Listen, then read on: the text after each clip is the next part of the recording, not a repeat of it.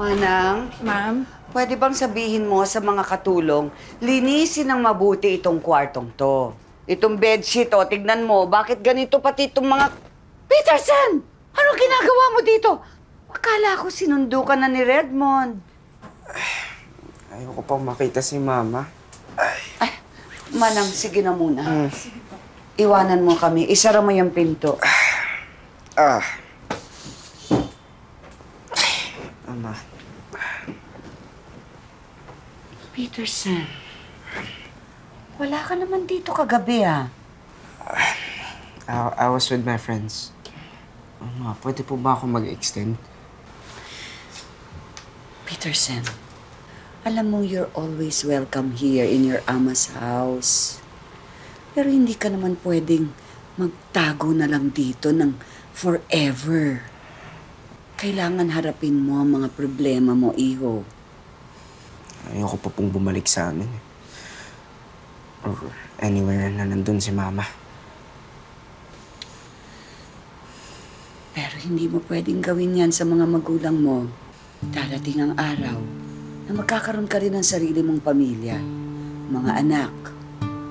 At doon mo marirealize na hindi perpekto ang mga magulang. Well, one thing's for sure. Hindi ako maging katulad ng Mama ko. Lahat na lang yata ng tao, sinabi yan nung kabataan nila. Peterson, apo, you have to face your problems. At isa pa, may gagamit na ng kwarto na ito.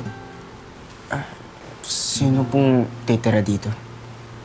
Ang Auntie Iris mo. Auntie Iris?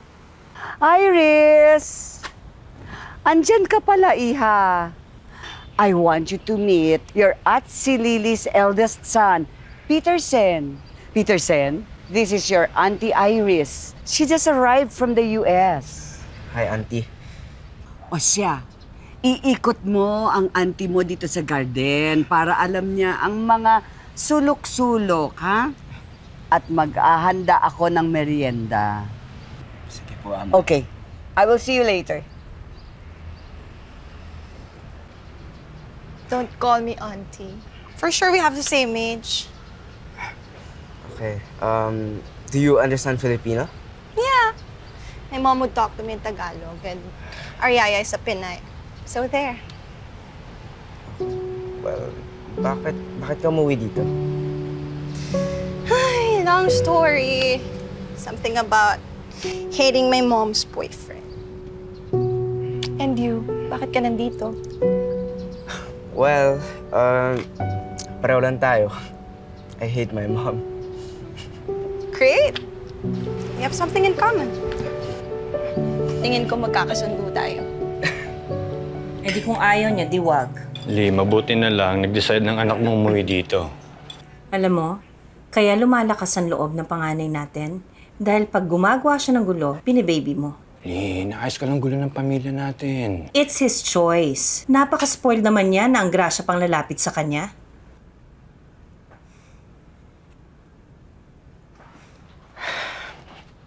Good to be back.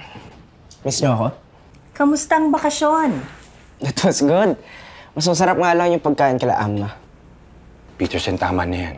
Alam mo, kung yan talas ng pag-iisip mo ginagamit mo sa pag-aaral, ang layo na siguro na mararating mo. Like Andrew. Ma, hindi lang naman sa pag-aaral magaling to si Andrew eh. Uy, Shorty, congrats ha. Na-mention sa akin nung kapatid ni Francis, tanggap ka sa varsity. Varsity? Ha? Andrew, sumali ka sa varsity? Makakasagabal yun sa studies mo. Ma, promise, pag-iiyan ko pala, payagan niyo lang ako. Eh, wala naman mapupuntahan yan sa magiging career mo. Ma. Ayoko magkaroon ng 2 anak na kalat ang buhay.